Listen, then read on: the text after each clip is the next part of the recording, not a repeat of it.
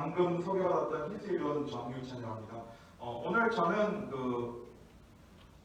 강의 요청 받은 내용 주제가 의료기기 전문기업의 신규 직원 교육훈련 시스템의 문제점입니다. 물론 저희 이제 힐스위원 사례를 바탕으로 발표를 드릴 예정입니다. 제 소개를 잠깐 드리면 저는 전자산업 분야에서 한 25년 정도 경력이 있고요. 힐스위원을 창업한 이후로는 힐스위원의 품질 책임자와 전략 기획을 맡고 있습니다. 먼저 저희 힐스위원을 좀 간단하게 소개해드리겠습니다. 저희는 2012년 2월에 창립한 회사고요. 업력은 한 10년 정도 됐습니다만 의료기기 산업계에서는 아직도 매우 굉장히 짧은 기업입니다. 그래서 저희 창업 멤버는 당시 현직 의사신한 유정환 대표와 현 임원진이 같이 저를 포함해서 같이 창업을 했고요. 특이점으로는 창업 멤버 중에 의료기기 제조 또는 의료기기 관련된 분야 재직 경험이 전혀 없었습니다. 이 점은 이제 두 가지 정도 중요한 거를 내포하는데요. 이제 앞으로 제가 발표드릴 모든 내용들은 전부 다 제가 이제 힐스위원을 창업해서 운영해온 경험을 바탕으로 발표를 드린다는 거고요. 더 중요한 점은 이제 조금 더 설명드릴 의료기기 산업에 대한 특징 또는 법적 요구사항들에 대한 이해가 없이 힐스위원을 이제 창업을 했기 때문에 많은 어려움을 겪었다. 지금도 사실은 그런 것들을 겪고 있고요. 사업 분야로는 저희는 이제 의료기기 제조업이고요. 휴대용 무선 초음파 진단, 이완 진단 앱을 개발하고 있습니다. 저희 제품의 특징으로는 기존의 병원의 초음파실에서만 사용하던 초음파 진단 장비를 의료진 개인의 퍼스널 디바이스로 개발을 해서 언제 어디서나 시간과 장소에 구애 없이 초음파 진단이 가능하도록 그렇게 개발한 제품입니다. 그래서 저희는 2014년도에 세계 최초로 스마트폰과 무선으로 연결되는 무선 휴대용 초음파 진단기를 개발을 해서 인증까지 다 완료를 했습니다. 현재 저희 의료기기 현황으로는 FDA, CMDD, MFDS, 일본, 러시아 인증 등을 보유하고 있습니다. 오늘 제가 발표하는 내용을 조금 충실히 이해하기 위해서는 의료기기 산업의 자체에 대해서 좀 이해가 필요할 것 같습니다. 앞서 김정상 팀장님께서 의료기기 산업의 규모와 현황에 대해서는 발표를 해주셨고요. 저는 그것보다는 의료기기 산업의 본질과 그 특징에 대해서 조금 더 부연적인 설명을 좀 드리도록 하겠습니다. 우선 의료기기 산업은 당연한 얘기지만 의료기기를 제조, 판매하는 모든 업종을 말합니다. 의료기기는 특성상 환자의 생명과 의료진의 안전을 보장을 해야 됩니다. 따라서 의료기기를 취급하게 되는 각국의 보건 관련 기구들은 굉장히 보수적으로 그런 정책이나 각종 규정들을 정할 수밖에 없습니다. 따라서 이러한 현실적인 문제들 때문에 굉장히 높은 수준의 국제 의료기기 교육하고 규정 그리고 이를 바탕으로 하는 각국의 엄격한 법적 요구사항이 존재합니다. 그래서 의료기기 산업계에서 의료기기 업체를 유지한다는 건 이러한 각국의 국제 의료기기 규격과 규정 그리고 법적 요구사항들을 다 충실히 준수한다는 것을 기본적인 전제로 한 것입니다. 그래서 이러한 규격과 규정 또 법적 요구사항들 때문에 대표적인 규제 산업 중에 하나고요. 특히 현실적으로 보면 이러한 의료기기 규정 또는 의료기기의 법적 요구사항들은 계속 강화가 되고 있는 상황입니다. 따라서 이러한 법적 요구사항이라든지 의료기기 규격의 강화는 의료기기 산업에 굉장히 높은 시장 진입 장벽으로 작용을 하고 있습니다. 아까 제가 힐스위원을 창업할 때 의료기기에 뭔가 움직임을 없는 관계로 의료기기 산업에 대한 이해가 좀 부족했다고 말씀드렸는데 대표적으로 이 품질경영 시스템을 들 수가 있습니다. 품질경영 시스템은 일반적으로 저희가 모든 산업계에서 통용하는 단어이긴 합니다만 의료기기 기업의 경우에는 조금 더 의미가 다릅니다. 특히 이제 의료기기 기업에 요구되는 품질경영 시스템은 의료기기 기업의 경영 활동에 적용되는 법적 요구사항을 말합니다. 아까 제가 의료기기의 특징에 대해서 설명드렸을 때 의료기기는 환자의 생명과 그걸 사용할 의료진의 안전을 보장해야 된다고 말씀드렸습니다. 따라서 이러한 품질경영 시스템에서 요구되는 가장 중요한 목표는 이러한 의료기기 기업, 제조 또는 수입 판매하는 모든 관련 기업들을 말합니다. 이런 기업들의 의료기기 제품의 품질을 유지시키고 향상시키는 것이 가장 근본적인 목표입니다. 일반 타 산업계에서도 품질 경영 시스템이 일반적으로 ISO 9001 같은 이제 QMS가 있는 것으로 알고 있습니다만, 의료기기 쪽에는 그보다 조금 더 규격이 강화된 13485라는 품질 경영 시스템이 존재하고요. 이거를 법적으로 준수해서 이러한 준수 사항들을 법적 승인을 받는 걸 일반적으로 GMP라고 부릅니다. 당연히 우리나라 시험체에서도 GMP를 요구를 하고 있고요. 그래서 의료기기 업체에서의 QMS는 의료기기 제품의 품질과 관련 있는 모든 기업 활동에 적용이 됩니다. 그래서 예외적인 경우라고 하면은 재무회계하고 예를 들어서 교육이 포함되지 않은 인사활동 정도만 예외가 되고, 나머지 경영부터 해서 자원, 제품, 구매, 제가 보시면 경영 같은 경우에는 경영자의 책임, 권한, 그리고 조직 내 의사소통 같은 것까지 다 법적 요구사항으로 정해져 있고요. 오늘 다룰 자원, 특히나 이제 인적 자원, 그리고 기반 시설, 작업 환경 또는 제일 중요한 제품, 의료기기 제품 관련해서는 제품의 기획 단계에서부터 연구 개발, 설계, 또 고객 요구사항, 위험 관리 또는 구매 생산 이후에 사후 추적까지 모든 과정이 다 법적 요구사항으로 준수하도록 되어 있습니다. 일반적인 법률 체계가 국가의 헌법이 있고, 헌법 밑에 법령이나 시행령 같은 단계가 있듯이 의료기기 회사에 요구되는 경영 품질경영 시스템, 즉 GMP에서도 이러한 단계가 있습니다. 그래서 의료기기 기업의 가장 기본이 되는 품질과 관련된 헌법을 품질 매뉴얼이라고 하고요. 그 밑으로 절차서나 규정 또는 그 절차와 규정에 해당되는 지시서나 작업 표준 또는 기준, 양식들이 단계적으로 구성되게 됩니다.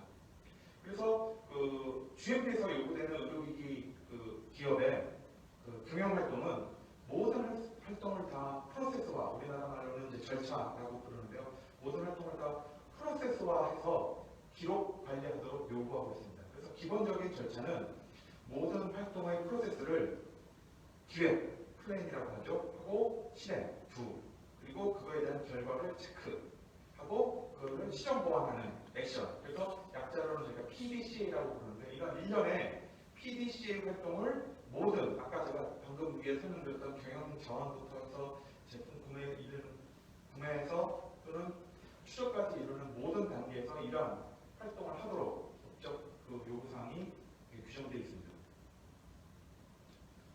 그래서 제가 이제 저희 회사의 내부 규정하고 절차를 잠깐만 좀 설명을 드리겠습니다. 그래서 아까도 말씀드렸듯이 모든 의료기기 업체는 생산하는 제품, 다루는 제품의 품질을 보장하는 품질 매뉴얼을 반드시 갖고 있어야 됩니다. 그래서 이 품질 매뉴얼에는 제가 이제 표시해 드린 것처럼 사업 목적에 적절한 품질 시스템을 수립하고 운영하고, 또 회사의 대표가 되는 대표이사는 이러한 품질 방침이 조직의 모든 계층에서 이해되고 실행되면서 유지된다는 것을 보장이다라고 되어 있습니다.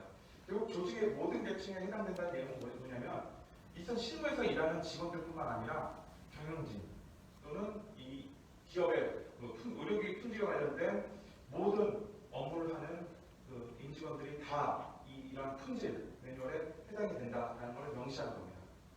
그리고 아까 말씀드렸던 모든 경영 활동 또는 연구개발 활동, 판매 활동, 구매 활동의 행위를 절차화해야 된다고 말씀드렸는데, 그래서 그런 것들을 다 내부 절차서를 정하도록 되어 있습니다. 그래서 그 절차서를 보면 이제 저희 회사의 절차서들을 쭉 제가 좀 표시했는데, 보시면 전 부서에 해당되는 절차서들도 있고요. 기본적인 문서 관리라든지 기록 관리에 해당되는 것들은 전 부서에서 해당되는 거고요.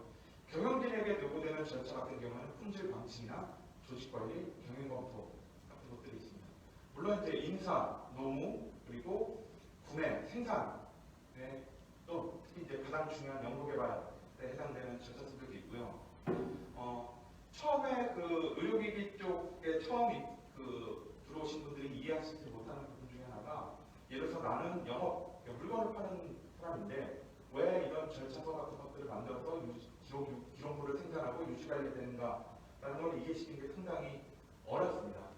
그래서 이러한 프로세스의 이제 수행은 기본적으로 아까 설명드렸던 것처럼 PDCA 프로세스 절차를 기준으로 해서 모든 프로세스에 대해서는 계획서가 존재를 해야 되고요. 그리고 이 모든 프로세스에 대해서는 각각 프로세스에 맞는 산출물들이 저희는 흔히 기록물이라고 하는데요. 그런 산출물들이 다 나와야 됩니다. 또한 그런 산출물들의 기록 유지 또한 역시 잘 절차대로 진행이 되어야 되고요. 그래서 의료기기 업체들한테 요구되는 이러한 QMS는 그냥 단순히 우리가 지키겠습니다라고만 천명해서 되는 건 아니고 당연히 심사를 받게 되어 있습니다. 그래서 우리나라 식약처에서 하는 GMP 같은 경우는 3년마다 정기 심사를 받게 되어 있고요. 유럽 같은 경우에는 한번 그 심사를 받게 되면 5년간 그 자격은 유지가 됩니다만 매년 사후 심사를 받게 됩니다. 그리고 더 힘든 거는 미고지 심사로 3년마다 심사 일정에 대해서 통보 없이 느닷없이 잘 지키고 있는지를 심사하는 미고지 심사도 존재하고요. 당연히 이렇게 미고지 심사가 존재하는 이유는 뭐 익히 예상이 되시겠지만 많은 기업들이 이렇게 GMP나 품질 절차에 대해서 천명을 해줬지만 현실적으로 지키기가 쉽지 않으니까 미고지 심사도 해서 이런 진행 준사항들을 심사를 하겠다는 거죠. 그리고 FDA 같은 경우에는 저희가 이제 CGMP라고 부르는 품질형 시스템인데 이거를 우리나라 식약처나 유럽 같은 경우에는 이런 심사들을 대행해주는 자격을 얻어서 대행해주는 기관들이 수행합니다만 FDA 같은 경우에는 FDA 직원이 직접 의료기기 업체를 방문해서 심사를 하도록 되어 있습니다. 그래서 미국의 의료기기를 판매하는 업체 같은 경우는 이 CGMP에 대해서 FDA가 직접 심사한다는 것은 상당히 많다는 얘기고요. 우리나라의 많은 기업들도 이미 이런 CGMP를 받은 걸로 알고 있습니다. 그래서 오늘 이제 발표 주제와 상관 있는 GMP 교육 훈련에 대해서 설명을 좀 드리도록 하겠습니다. 의료기기 품질 교육 시스템에서 인적 자원은 큰 카테고리로 자원관리 파트에 속합니다. 그래서 인적 자원 관리의 핵심은 교육 훈련입니다. 앞서 김정상 선생님께서 발표를 해주셨겠지만 교육 훈련을 하는 목적은 신규 직원 같은 경우에는 정말로 업무를 즉시 수행할 수 있는 능력을 개발을 하는 거고 기존 직원 같은 경우에는 업무 능력을 향상시키는 거겠죠. 그래서 그런 이유이자 목적은 앞서 설명드렸던 의료기기 GMP 목적과 동일합니다. 의료기기 기업의 가장 중요한 자원은 사람이고 이러한 인적 자원을 효율적으로 관리하기 위한 절차를 보여야 합니다. 따라서 교육훈련의 목적은 그 기업이 다루거나 생산하는 제품의 의료기기 품질을 향상시키는 데 기본적인 목적이 있습니다. 그래서 우리나라의 이제 GMP 가이드를 보면은 자원관리에 관련된 챕터가 챕터 6이고요. 6.2에 인적자원 파트에 기업체가 반드시 지켜야 되는 인적자원 관리에 대한 우리나라 GMP 규정이 설명되어 있습니다. 이제 제가 쭉 나열했습니다만 핵심적인 내용을 보시면은 결국 인적자원에 대한 교육훈련 최종 목표는 의료기기 품질을 유지하고 개선할 수 있는 인력을 양성하는 데 있습니다. 그래서 각 의료기기 기업들은 이러한 교육훈련을 제대로 수행하기 위한 절차화된 교육훈련 시스템을 구축하고 아까 말씀드렸던 계획, 운영, 기록, 검토 및 개선 과정을 끊임없이 수행하도록 요구하고 있습니다. 특히나 교육훈련 과정 절차에서 중요시하고 있는 것은 우선 품질에 영향을 미치는 업무에 대해서는 요구되는 직무 능력을 정확하게 결정하고 이에 따라서 평가를 하도록 되어 있습니다. 그러니까 평가에서 이미 이 직원 같은 경우에는 우리가 요구하는 의료기기 품질 업무에 충분히 부합한다라고 하면 바로 일을 시킬 수 있지만 그렇지 않은 경우에는 이 평가 결과에 따라서 교육훈련을 시켜서 기업에서 필요로 하는 인재로 만들어라 라고 요구를 하는 것입니다. 따라서 방금 설명드렸듯이 평가 결과에 따라서 교육훈련을 진행하는 절차 그리고 교육훈련의 결과하고 효과를 평가하는 절차를 반드시 보유하고 있어야 됩니다. 그래서 이러한 교육훈련을 진행하는 데 있어서 기업은 이러한 의료기기 품질에 영향을 미치는 직무의 중요성 그리고 그 직무를 수행하는 데 있어서 필요한 절차나 결과물에 대해서 이해하고 이를 준수해야 된다는 인식을 지속적으로 교육을 해야 된다고 강조를 하고 있습니다. 이건 이제 무슨 얘기냐면 아까 제가 잠깐 사례로 설명드렸듯이 나는 영업 마케팅이라 그냥 물건만 팔면 되지 이런 의료기기 GMP는 나는 몰라요 라고 하는 거는 의료기기 기업에서 용납되지 않는다는 거죠. 그러니까 본인의 업무가 우리 회사가 판매 또는 다루는 의료기기 품질에 어떤 영향을 미치고 어떤 부분에 내 직무가 해당되는가를 반드시 이해시키고 그것들이 의료기기 GMP에서 요구되는 적절한 절차와 기록물까지에 따라서 이루어져야 된다는 것을 이해시키고 그거에 따라서 업무를 진행하도록 훈련시키는 것이 의료기기 기업의 의무라고 계속 반복하고서 강조가 되고 있는 상황입니다. 교육훈련 절차는 아까 말씀드렸듯이 교육기획을 수립하고 직무 적합성을 평가하고 그 평가된 결과에 따라서 교육훈련을 실시하고 그 교육훈련된 결과에 따라서 평가하고 결과를 다시 보고해서 다시 그걸 바탕으로 교육계획을 수립하는 이러한 순환 과정을 통해서 계속적으로 지속적으로 향상시키도록 요구하고 있습니다. 특히나 이제 교육훈련 계획 수립부터 평가 및 결과 보고에는 많은 의료기기 업체 내 담당자들이 관여를 하게 되는데요.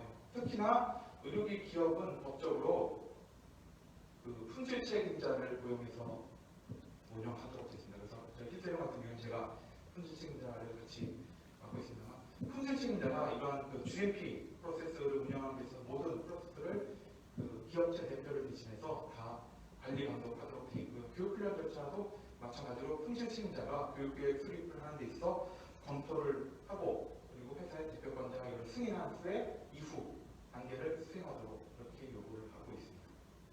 특히나 이제 직무 적격성 평가 같은 경우에는 대상 직원이 앞서 잠깐 설명하셨던 그런 교육 절차 프로세스 중에 신규 직원을 대상으로 한 직무 적격성 평가 그리고 직무가 변경되는 직원에 대한 직무 적격성 평가 그리고 QS 내 해당 직무 수행 직원들은 정기적으로 평가를 해서 적절한 교육 훈련을 받도록 그렇게 정해져 있습니다. 따라서 제가 지금 설명드렸던 이런 일련의 GMP에서 요구되는 교육 훈련 절차는 정말 제대로 준수하기가 기업체 입장에서는 많은 부담이 됩니다. 물론 GMP상의 다른 여러 가지 프로세스도 기업체들이 준수하는데 많은 어려움을 겪고 있지만 특히나 교육 훈련 같은 경우에는 중요도에 비해서 기업체들이 실제로 운영할 수 있는 리소스나 시간 또는 여러 가지 제약 사항에 있어서 주기가 상당히 어려운다고 좀 설명을 드릴 수 있습니다. 그래서 제가 이제 저희 힐세리온 사례를 바탕으로 실제로 저희 회사에서는 어떻게 이러한 교육훈련 프로세서들을 신규 직원을 대상으로 한 교육훈련 프로세서를 어떻게 수행하고 있는지에 대해서 좀 설명을 드리도록 하겠습니다. 먼저 이제 신규 직원이 입사를 하게 되면 첫 번째로 검토해야 될 것은 이 직원의 직무가 의료기기 품질과 관련된 업무이냐 아니냐를 먼저 검토하게 됩니다. 그래서 의료기기 품질과 관련된 업무의 경우 거의 대부분이 그렇습니다만 경우에는 반드시 GMP 프로세스에 따라서 교육훈련을 절차를 밟아야 되고요.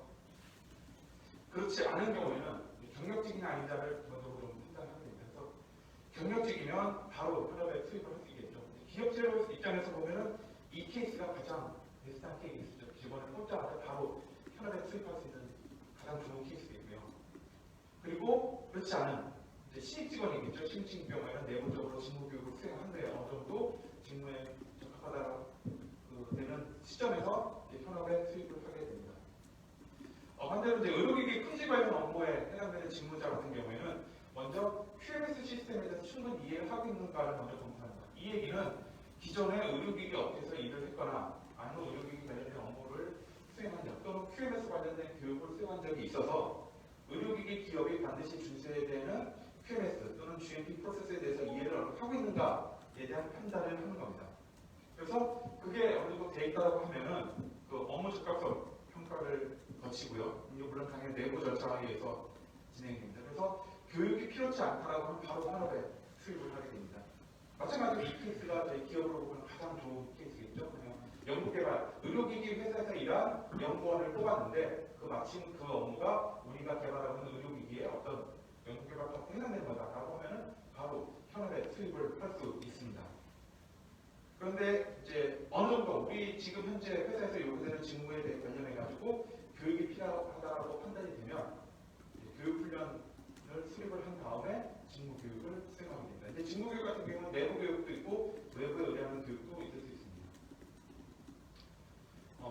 대한 이해가 없는 경우에는 적격성 평가를 한 후에 교육 훈련을 수립을 합니다. 그래서 이 교육 훈련 수립에는 당연히 얘기했지만 QMS에 대한 교육과 직무 교육이 같이 이루어지게 됩니다. 물론 아까도 말씀드렸듯이 이러한 실제 교육 수행 과정은 저희 내부적으로 할 수 있지만 많은 경우에 외부 기관에 요청을 해서 교육을 진행하는 경우도 있습니다.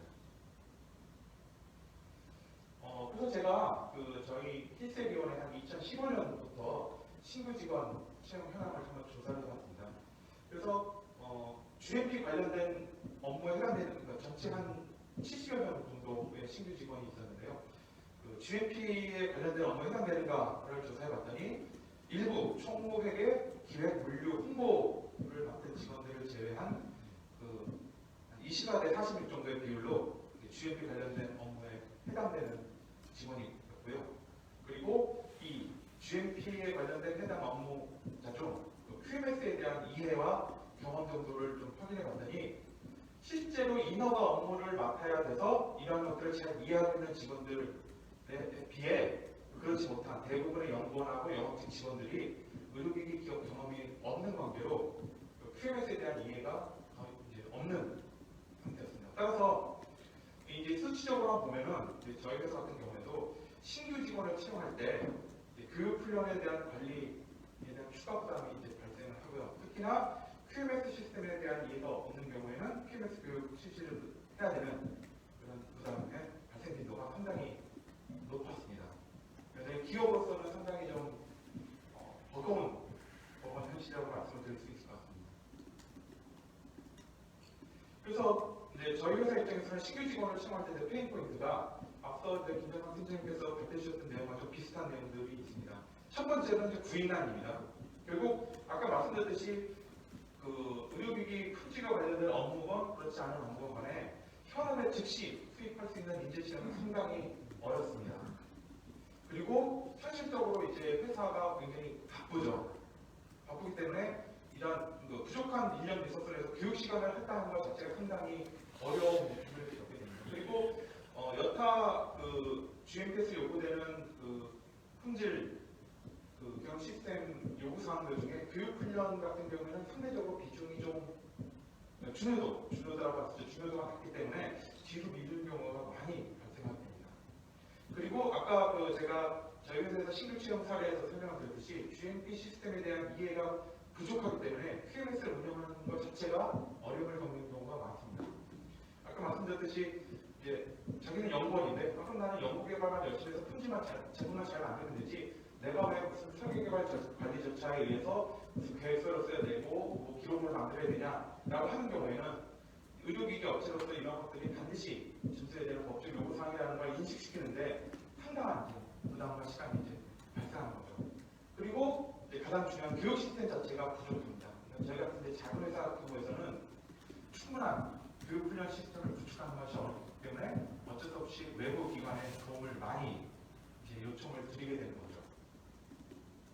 그래서 앞서도 좀 설명드렸지만 제가 좀 분류한 외부 기관의 이제 교육 현황을 보면 의료기기 관련 직무 관련된 교육을 제공하는 기관들은 꽤 유관견들이 여러 군데 있습니다. 지금 앞서 소개해 주셨던 김정상 선생님 소개해 주셨던 의료기기 공학학교 포함해서 의료기 안전정보원이나 또 국책연구소 의료기기 관련된 시험 검사라는 국책연구소 KTL이나 KTI 같은 데서도 의료기기 직무 관련된 교육 훈련을 제공을 하고 있습니다. 그래서 제가 일부 기관의 교육 과정, 커리큘럼을 좀 표시를 해놨는데 이사도 글씨가 좀 작아서 좀 안 보이네요.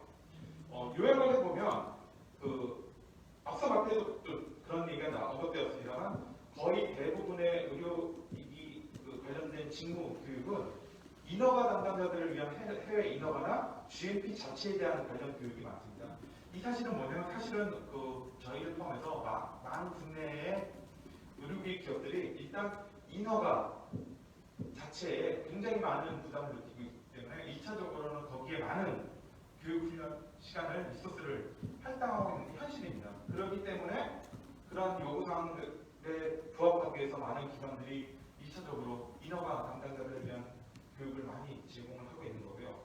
그리고 앞서 발표도 나왔습니다만 기존 재직자들을 위한, 특히나 이제 연구개발자들을 위한 교육은 여러 과정들이 있습니다만 의료기기 신규 직원을 위한 커리큘럼은 상대적으로 매우 적습니다.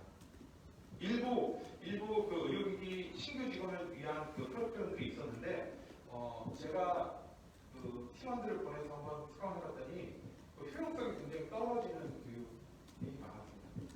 그리고 그 많은 기관에서 제공하는 이제 교육들 중에 물론 일부 교육이긴 합니다만 교육 내용이 적합하지 않은 경우가 상당히 많이 발생을 하고 있습니다. 일례로 제가 그 이제 의료기기 업체, 국내 의료기기 업체들의 그 현안 중에 하나가 이제 유럽의 의료기기 그 규정이 기존의 MDD라는 규정에서 MDR이라는 더 수준이 높은 그 규정으로 변경을 되는 데 있어서 대응하기 위한 많은 그 페인포인트들이 발생을 해서 MDR 관련된 교육 과정을 한번 수강을 한 적이 있었는데 정작 그 강사로 오신 분이 MDR과 관련된 전문성이 없으신 분이 강의 나와서 8시간 강의 동안에 MDR 관련 규정을 그냥 읽어주신 그런 교육도 실제로 있었거든요. 그래서 제가 관리기관 담당자에게 굉장히 강하게 어필하는 그런 경우도 있습니다. 그러니까 의료기기 아까 말씀드렸듯이 의료기기 기업체에서는 부족한 리소스 때문에 교육훈련에 해당하는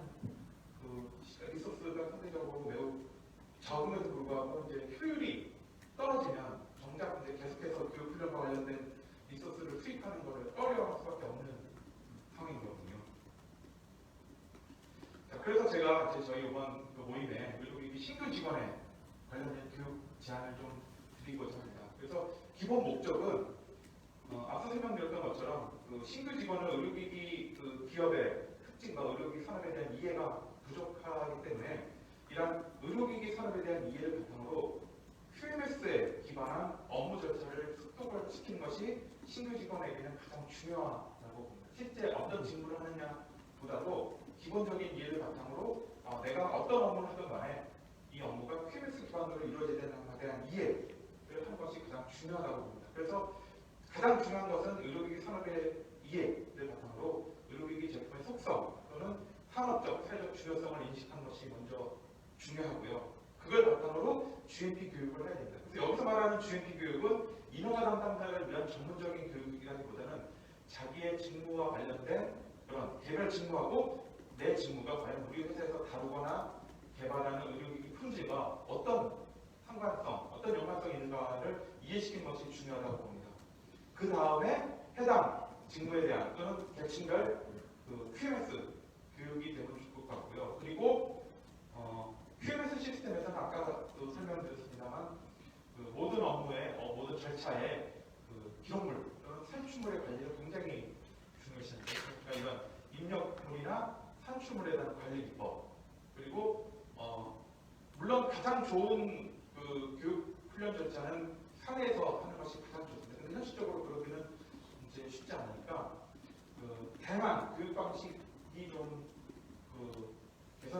구현됐으면 좋겠다. 특히나 이제 원 오프라인을 적절하게 운영한다든지 특히 사내 교육을 하려고 하면 뭔가 자료가 없어서 사실은 사내 교육을 하기가 굉장히 어려운 상황입니다. 그래서 사내 교육에 활용될 수 있는 자료를 많이 양성해주는 그런 교육이 됐으면 좋겠습니다. 그래서 궁극적으로 이러한 의료기기 분야에 새로 들어오는 신규 직원에 대한 교육은 이러한 여러 기본적인 절차와 교육 과정을 거쳐서 기업에 정말로 힘이 될 수 있는 신규 직원이 됐으면 하는 바람이 있습니다.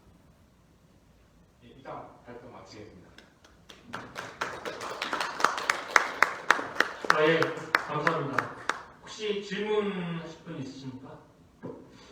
제가 하나 좀 궁금한 게 질문 하나만 드리겠습니다. 아까 좀 전에 발표 내용에 QMS 기반으로 교육을 하는 게 필요하다 이런 말씀을 해주셨는데요. 예. 조금만 부연 설명 좀 부탁드리겠습니다. 예. 그러니까 앞서 김장선 팀장께서 지금 현존하는 이제 우리나라의 많은 기관들에서 교육 훈련과 관련된 과정을 소개시켜 주셨는데요. 이제 교육 훈련 과정들은 이제 현업에 있는 저희 같은 사람들이 이제 느끼기에는 특정 직무에 편중되어 있는 경우가 대단히 많습니다. 특히나 제 경험상 영업 마케팅 관련된 직원들한테 영업 마케팅 관련된 실무, 그러니까 예를 들어서 만약에 수입 인허가 관련된 이제 실무라든지 이런 실무들을 교육시키는 과정들을 봤지만 영업 마케팅 직원이 회사에서 맡게 되는 직무가 그 회사 제품, 특히 이제 의료기기 제품이죠. 의료기기 제품의 품질에 어떤 영향을 미치고 그것들을 그 의료기기 품질을 개선시키기 위해서 현재 직무가 어떤 절차와 기록물을 양성해서 향후에 의료기기 품질을 유지시키고 향상시키는 데 기여해야되는가에 대한 교육을 하는 커리큘럼을 한 번도 못 본 것 같습니다. 그러면 결국은 이제 기업체 입장으로서는 당연히 이제 법적 요구 사항으로 그 영업 마케팅 직원들에게 부여되는 그런 그 절차나 기록물들의 유지 관리에 대한 것들을 이제 사내 교육으로 해결해야 되는데 현실적으로는 그런 사내 교육이 상당히 어려운 상황인 거죠.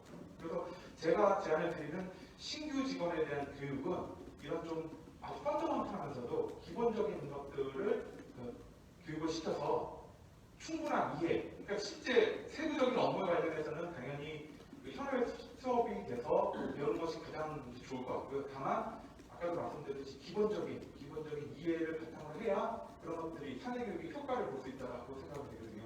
그러니까 가장 쉽게 맞닥뜨리는 경우가 그런 거죠. 아까도 몇 번 말씀드렸다. 저 친구 출장 가야 돼요. 아니면 뭐 병원 선생님 만나서 뭐 영업 활동 해야 되는데 뭐 예를 들어서 계획서 만들라든지 뭐 저희가 이제 그 물건을 판 후에도 사후 조사나 사후 관리를 하는 데 있어서 고객 관리에 대한 절차들이 있어서 그거에 대한 설문조사라든지 아니면 그 기록물 관리를 해야 되는데 그런 걸 하라고 하면은 이제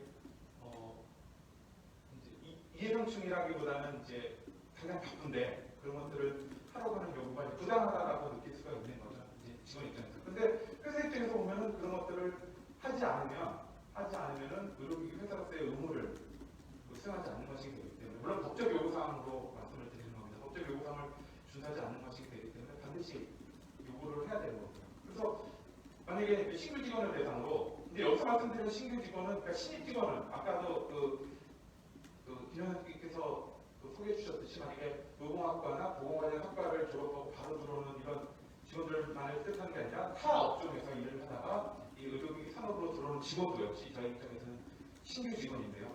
이런 직원들 같은 경우에는 반드시 QMS에 기반한 그 업무가 이루어져야 된다는 것을 이해를 하고 그리고 현업에 투입되는 것이 굉장히 중요하다고 봅니다. 이게 사실은 제가 한 10년 정도 요 힐세를 운영하면서 현실적으로 가장 어려움을 많이 느끼는 것 중에 하나입니다. 예. 예, 추가 질문 있겠습니다. 예. 예, 저 김기웅이라고 합니다. 질문 하나 드려보겠습니다. 지금 엑스레이 시스템을 일단은 제품 완제품으로 하고 있잖아요. 예. 거기에 그 하위 부품 업체들이 있을 텐데 그 하위 부품 업체들의 그 품질 관리를 힐세교원에서도 좀 하고 있는지 하위 부품 업체들과 관련된 거가 예. 첫 번째 그 질문이고요.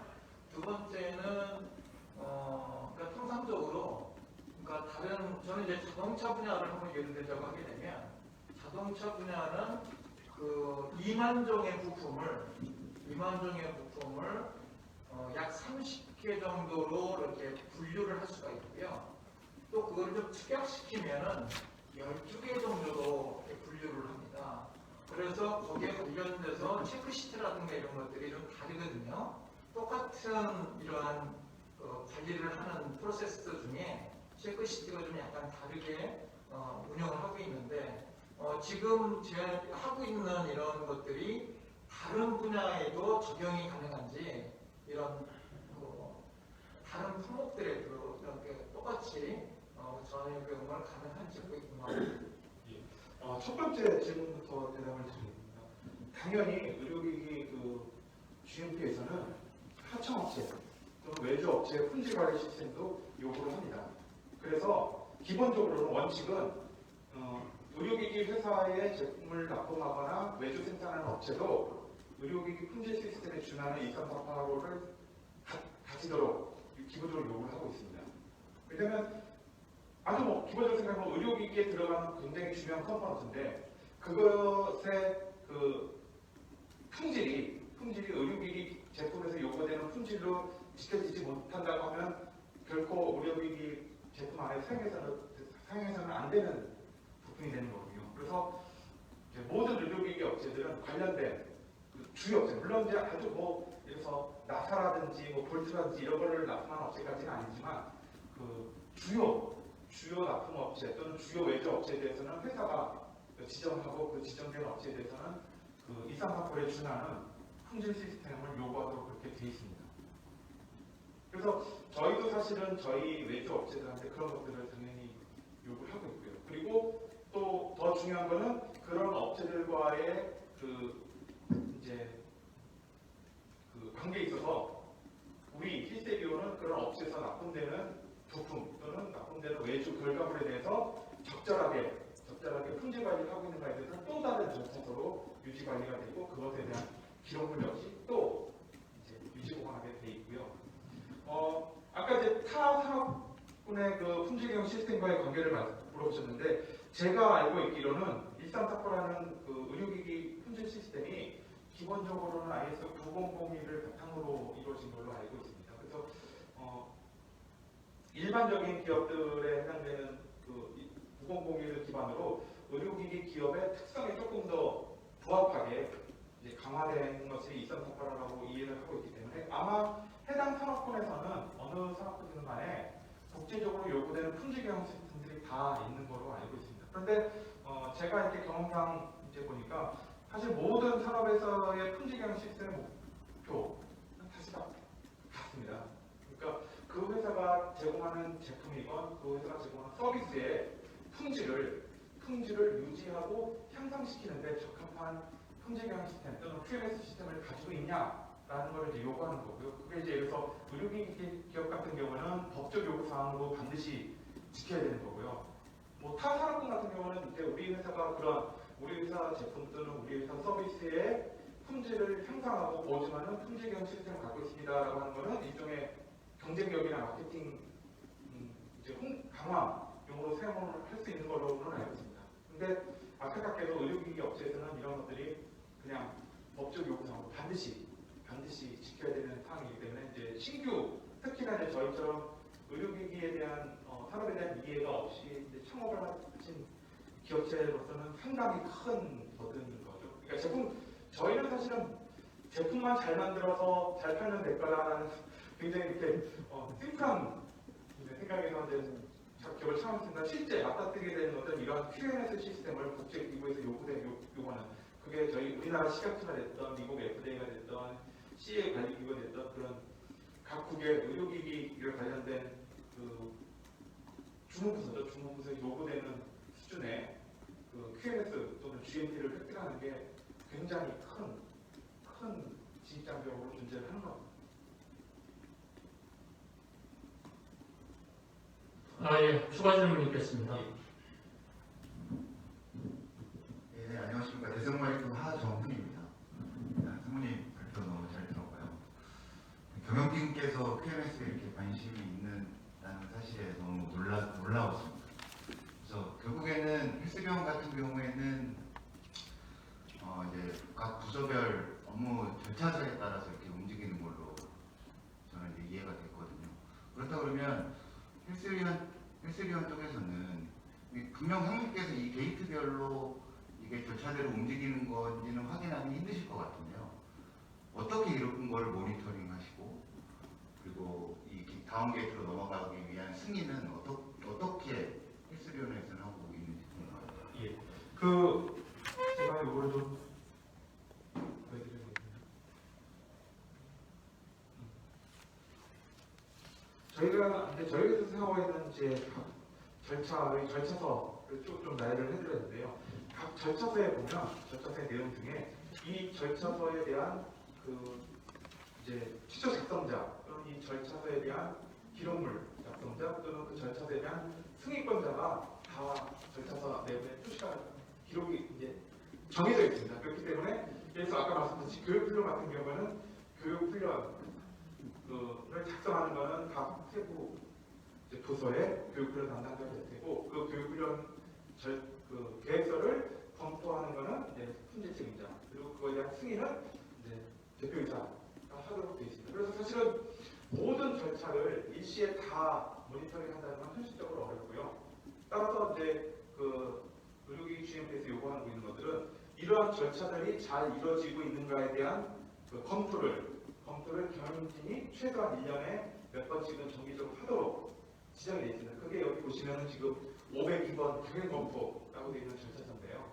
그러니까 경영검토에서는 이제 경영진 또는 이제 각 부서의 책임을 맡고 있는 사람들이 모여서 과연 우리 회사의 그 올해 또는 지금 현재 진행되고 있는 것들이 적절하게 우리 회사의 목표에 부합하고 있는가, 또는 우리 회사에서 진행되고 있는 많은 절차대로 진행되고 있는가에 대해서 검토를 하고 그 검토에 대한 결과물을 남겨서 유지하도록 또 되어 있습니다. 그래서 사실은 뭐 실시간으로 모든 프로세스가 다 경영진에게 관리되고 모니터링 되면은 제일 좋겠습니다. 현실적으로는 어렵고요. 예. 그래서 그 절차물이나 이제 절차서나 기록물들에 대한 그 내부 감사는 또 그런 내부 감사를 하도록 되어 있는 절차가 또 있습니다. 여기 보시면 지금 내부 감사, 저기 802번 이더가 팀에 하고 있는 내부 품질 감사라고 되어 있는데요. 이러한 그 회사의 QMS, GMP 시스템들이 제대로 돌아가고 있는가들을 정해진 시기에 모니터링하도록 되어 있는 내부 감사 절차가 또 존재합니다. 그래서 어떻게 보면 처음에 이런 것들을 맡아들게 되면 절차의 늪에 빠진가 아닌가 싶은 생각이 들 수 있습니다. 뭘 하나 하려면 그거에 해당되는 절차서가 있어야 되고요. 그 절차서가 이제 없으면 GMP 심사를 받을 때 이제 지적을 받게 됩니다. 이제 필수이론은 예를 들어서 법적 요구사항으로 이러이러한 절차를 갖춰야 되는데 현재 이러이러한 절차가 없습니다. 시정 조치하세요 라고 하면 저희가 앞으로 이런 절차를 만들겠습니다 하고 그 절차를 만들어서 내부 프로세스를 등록을 시키는 거죠. 그래서 사실은 그 초기보다 이제 저희가 기업을 이제 시작했던 그 초기보다는 내부 절차가 굉장히 많아진 편입니다. 왜냐하면 이제 법적 요구사항으로 지적되는 그 요구되는 그런 절차들을 다 갖추지 못하고 있다가 예를 들어서 저희가 이제 GMP 국내 이제 KGMP 심사든 유럽의 뭐 MD 심사든 이제 그 일상통화와 관련된 GMP 심사를 받게 되면 어쨌든 지적사항들이 나오거든요. 그래서 지적사항들을 그 시정하기 위한 그 행위들을 하는데 거기에 만약에 절차가 없는 경우에는 절차서를 새로 만드는 경우들이 거의 대부분입니다. 예, 추가 질문 있겠습니다. 예, 분당서울대학교 병원의 의공신으로 있는 유재입니다. 그 질문은 시간이 늦어서 안 할까 하다가 이 강의를 굉장히 잘하시는데요. 이 잘하시는 게 그동안에 겪고 이런 것들이 다 배어 있어서 나오셨다고 생각이 들거든요. 저는 이제 병원에 도입되는 의료기기들을 이제 도입하고 결정하고 그 내용들을 이제 확인하고 관리하고 사용하고 하는 부서에서 오래 있다가 지금 이제 의료기기 연구개발센터에서 그 사용적합성 그를 하면서 기업들을 지원해주고 있거든요. 이제 기업이 아이디어를 내거나 이제 설계를 하고 개발을 하고 시제품을 만들고 인허가를 하고. 근데 그런 것을 상담하러 오는 회사들 대부분이 이런 부분들을 정말 몰라요. 많이 몰라요. 일단 사업자 대표님도 잘 모르시고 그 밑에 기술부장, 뭐 영업은 더 모르고 다 몰라요. 그래서 그거를 결국 고생의 고생을 몸으로 다 체득하고 나서 그때 조금 배워갖고 할 적에는 벌써 자본도 부족하고 여러 고생을 다 해서 회사를 한번 이제 이렇게 받아보고 가거든요. 제가 볼 적에는 질문이면서도 사실은 그 감사하다는 말씀을 드리는 게 그 상무님께서 이런 교육의 프로그램들이 모든 사람들이 공유를 하고 이게 사실 의료기기의 특징들을 이렇게 자세하게 들은 거는 저도 이제 가끔 강의를 하지만 너무 이게 제대로 잘 들어서요. 이런 부분들로 기여를 해주시는 거에 도움이 될 수 있다고 생각하거든요. 그리고 거기에 이제 조금 이제 이건 의견인데요. 병원에서 이제 의료기기를 사용해서 쓰기 위해서는 이런 부분들이 다 필요한데 그게 제조사, 인허가를 하는 식약처 정부 부서, 그 다음에 도입을 하는 병원들, 고장 수리를 하는 의공팀 이게 같이 한 사이클로 들어가야 되는데 서로 이해가 안 맞아요. 그래서 그런 균형들을 만들어 주시는데 굉장히 도움이 많이 될 거라고 생각합니다. 예, 좋은 말씀이신 것 같습니다. 제가 지금 여기 품질 매뉴얼 정의에 보시면 이제 노란색으로 아예 좀 이제 볼드체로 써놨는데요. 품질 매뉴얼은 조직의 모든 계층에서 이해가 돼야 된다라고 해놨거든요. 그러니까 지금 말씀하신 상황은 어떤 상황이냐면 예를 들어 의료기기 회사의 대표님인데 대표님은 그냥 아는 의료기기 회사 대표니까 이제 뭐 누구 만나서 열심히 제품만 팔거나 뭐 투자만 받았는데 라고만 이해하시고 실무는 예를 들어서 연구개발은 연구소에서 하는 거고 판매는 영업 마케팅에서 하는 거야 이렇게 이해하시는 경우들이 굉장히 많습니다. 제가 만나고 많은 그 기업체 사장님들도 그랬고요. 그리고 특히나 이제 뭐 되게 반짝반짝하는 아이디어로 의료기기 업계에 이제 들어오는 창업자분들도 이런 이해가 부족해서 이제 그게 어느 시점에 이제 크게 문제가 되냐면 제품 개발을 거의 다 완료해서 정말로 이제 시장에 내놔야겠다라고 하는 시점에 굉장히 큰 문제가 발생을 하게 됩니다. 왜냐하면 이런 것들이 갖춰져 있지 않으면 절대 시장에 내놓을 수가 없거든요. 특히나 예를 들어서 지금 말씀하신 것처럼 뭐 분당 서울대병원이든 뭐 연대 세브란스든 고려대병원이든 제품을 이렇게 좀 테스트해 주십시오라고 맡기려면 이런 절차들이 여기서 지금 방금 말씀하셨지만 이 이외에도 굉장히 많은 내부 절차들이 있거든요. 그런 것들을 다 지키지 않으면 결코 그 단계에 들어갈 수가 없습니다. 그래서 제가 지금 이런 그 말씀을 드릴 수 있었던 것도 저희 회사하고 저도 역시 마찬가지로 아까 말씀하셨던 그런 프로세스를 그대로 겪었던 겁니다. 그러니까 아유 뭐 의료기기 좋은 제품을 만들어서 팔아서 돈 벌면 되지 라고 시작을 했는데 알고 보면 이런 이제 허들들이 존재를 했던 거죠. 그래서 제가 알고 있기로도 많은 기업들이 여전히 이런 문제들로 그 고생을 겪고 있는 걸로 알고 있고요. 그래서 제가 이제 품질 책임자 교육을 이제 우리나라 같은 경우는 품질 책임자를 반드시 의료기기 기업들은 2개 돼 있고 법적 요구사항입니다. 2개 돼 있고 1년에 한 번씩 8시간 이상 교육을 받도록 의무화되어 있습니다. 그래서 교육을 가보면 처음 한 1, 2년 때는 의료기기 GMP에 대해서 설명을 드리면 그렇구나 이게 필요하구나 되는데 한 3, 4년째 돼서도 똑같은 교육을 받게 되면 사실은 교육이 굉장히 떨어질 수밖에 없습니다.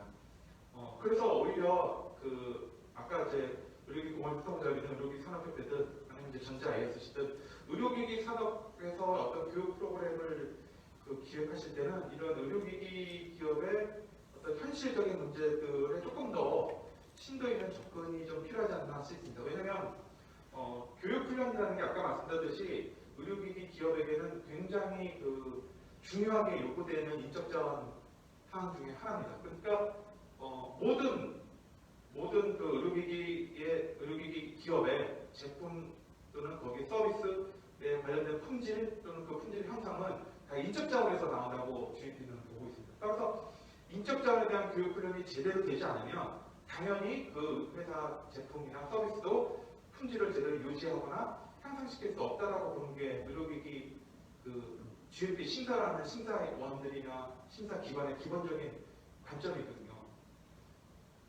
그래서 오히려 저는 이 신규 직원, 의료기기 신규 직원에 대한 교육 프로세서들을 한번 검토를 하실 때는 반드시 모든 계층을 대상으로 하는 것이 좀 중요하다고 봅니다. 특히나 당연한 얘기겠지만 어느 기업이든 모든 경영활동의 결정권을 갖고 있는 거는 이제 대표이사지 않습니까? 그래서 사실 대표이사분들에 대한 교육이 사실 제일 중요합니다.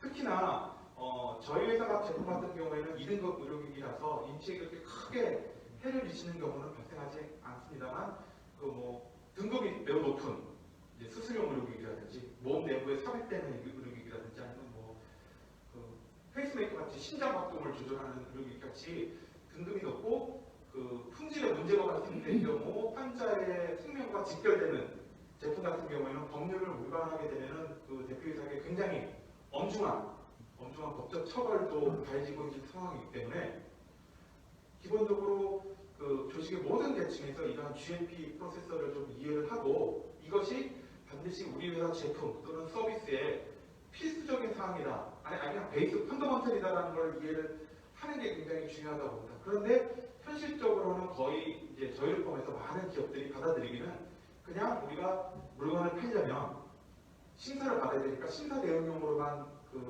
하는 경우가 사실은 거의 대부분이거든요. 지금도 사실은 제가 말씀드리다만 저희 회사를 포함해서 많은 기업들이 의료기기 심사에 대응하는 게 사실은 현실적으로만 버거울 정도로 그렇게 대응을 상황들. 그래서 차제 우리나라 의료기기 산업의 수준 자체를 높이려면 사실은 국제 규격에서 요구되는 수준으로 우리 의료기기 회사의 품질 프로세스, QMP 수준, QMS 수준을 사실 높이는 게 가장 중요하다고 봅니다. 예. 추가 질문 한 분만 더 받고 다음으로 넘어가겠습니다. 네, 그 성우님 말씀 잘 들었고요. 저는 그 라포르시안의 정희석 기자가 나옵니다. 이제 헬스리온이 2014년도에 이제 그 당시에 이제 우선 초음파 진단기 소논을 인증을 받으셨고요.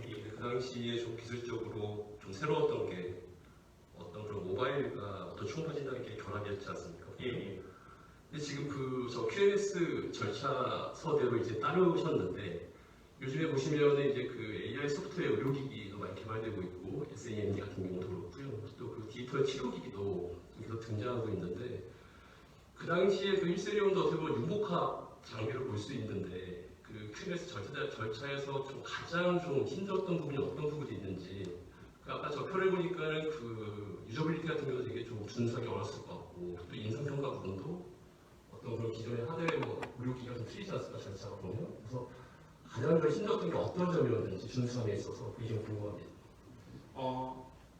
좋은 질문이신데요. 저희 힐세리온도 창업한 후에 이제 제품을 팔아야 되는 단계에 대해서야 사실은 이런 GMP 시스템 또는 국제기구가 요구하는 QMS 시스템이 중요하다라는 걸 좀 인식을 하게 됐거든요. 그래서 많은 경우에 저희 포함해서 많은 경우에 의료기기 최초에 이제 QMS 시스템을 갖추는 외부 컨설팅 기관의 도움을 많이 받습니다. 그래서 저희도 당연히 컨설팅 기관의 도움을 받아서 이런 절차서부터 이제 내부 프로세스를 구축을 하게 된 거고요. 특히나 이제 유저빌리 같은 경우에는 이제 저희 혼자 할 수 있는 건 아니기 때문에 당연히 그 당시 저희도 이제 서울대 분당병원의 기업지원센터의 도움을 받아서 진행을 했고요.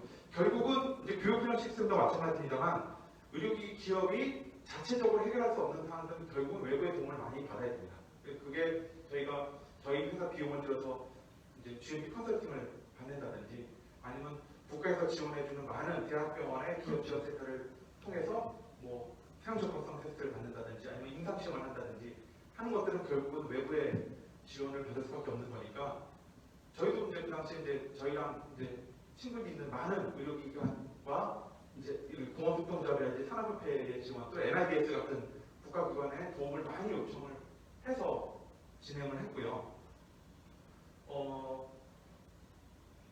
의료기기 기업 입장에서 보면 그런 외부의 도움은 제가 볼 때는 뭐 필수적이라고 볼 수 있어요. 그래서 어느 정도 예를 들어 저희가 국내 식약처에 GMP 한번 받고 그래서 이제 내부 절차가 한번 수립되고 그러면 그 다음부터 받는 이제 GMP 같은 경우는 저희 내부로 집어넣어도 충분히 가능하고요. 근데 FDA를 처음 받는다라고 하면은 FDA의 그 요구되는 사항들을 컨설팅해 줄 수 있는 업체를 또 섭외를 해서 다시 컨설팅을 받아서 어느 정도 저희가 구축을 하게 되면 그다음부터 진행을 할 수 있게 되고요. 유럽도 마찬가지였고요. 그렇게 해왔는데 몇 년 전에 이제 유럽에서 크게 터졌던 의료용품 관련된 사고 때문에 그 유럽 의료기기의 규격이 이제 기존에는 디렉티브 수준에서 이제 레귤레이션 수준으로 바뀌면서 이제 저희뿐만 아니라 모든 기업들이 이제 그런 것들을 또 극복해야 되는 현안이 발생됐으니까 어쩔 수 없이 또 저희도 외부의 도움을 좀 받아야 될 것 같습니다. 그리고 제가 오늘 설명드렸던 거는 그 내부 QMS 시스템에 관련된 내용들이 거의 대부분이었고요. 실제로 의료기기 기업체에서 개발한 제품 등록을 인증을 받는 것은 또 다른 절차가 됩니다. 기본적으로 그 우리 제품이 의도하는 그 의료기기 품질, 이제 의료기기 용어에서는 인티드딩 유주라고 하는데 그거를 적합한 성능, 안전성, 효용 이를 다 가지고 있나를 다 심사를 받고 관련된 자료들을 제출을 해서 각 그 FDA든 우리나라 식약처든 뭐 유럽의 대행기관이든 다 승인을 받아서 이제 등록을 하게 되고요. 대부분의 경우 그렇게 의료기기에 대한 심사를 받을 때 이 회사의 QMS 시스템도 같이 평가를 받습니다. 한마디로 이제 각국의 보건기관 또는 이제 인허가기관에서는 너네들이 만든 의료기기 제품의 품질이나 안전성이 확보되어야 되는 건 당연하고 그러한 품질과 안전성을 계속 유지 발전시킬 수 있는 수준은 되느냐라는 걸 검사하는 게 바로 이 QMS 시스템입니다. 그러니까 한마디로 우리가 어떤 시험을 봐야 되는데 시험 볼 수 있는 자격은 되느냐라는 것을 통과하는 단계가 이 QMS라고 볼 수 있는 거죠. 그래서 아까도 말씀드렸듯이 많은 그 의료기기 관련된 초기 기업들의 그 미스테이크 중에 하나가 제품 개발 또는 서비스 개발 자체에만 몰입을 해서 당연히 그게 제일 중요하니까요. 그래서 이 QMS 시스템의 중요성을 간과하거나 또는 너무 늦게 이제 알게 되는 경우가 거의 대부분이거든요. 그래서 이제 제가 여러 번 이제 반복하고 있습니다만 이제 의료기기 쪽에 신규로 오시게 되는 직원 같은 경우는 계층과 상관없죠. 이제 신규로 진입하게 되는 직원에 대해서는 이러한 기본적인 이제 QMS 시스템에 대한 이해에 대한 교육이 좀 강화되어 있지 않을까. 근데 현실적으로 보면 지금 많은 기관에서 제공하고 있는 QMS나 GMP 관련된 교육은 인허가 담당자가 내가 RA 담당자인데 우리 회사 제품을 FDA 등록해야 돼. 그러면 어떤 절차와 어떤 자료, 어떤 리포트, 테스트 리포트가 필요해. 그 교육에 사실 집중되어 있거든요. 근데 그건 어떻게 보면은 RA 담당자들에 대한 직무 교육에 가깝고요. 그리고 아까 김정상 팀장께서 해주셨던 기존 직원의 업무 능력 향상 쪽에 뭔가 좀 더 포커스를 맞춰졌던 거고요. 제가 오늘 신규 직원에 대한 의료기기 산업의 교육 프로세스를 만든다고 하면 좀 더 근본적으로 전 분야, 전 계층에 해당되는 교육으로서 이런 기본적인 사항들을 먼저 아주 초기부터 그 이해를 시키면 실제로 기업들이 겪게 되는 많은 어려움들을 나중에 겪게 되는 많은 어려움들이 조금 덜하지 않을까. 그래서 그런 생각입니다. 네, 감사합니다. 추가적인 질문은 이후에 이제 진행되는 토크쇼 시간에서 또 이제 질의 시간을 드리겠습니다.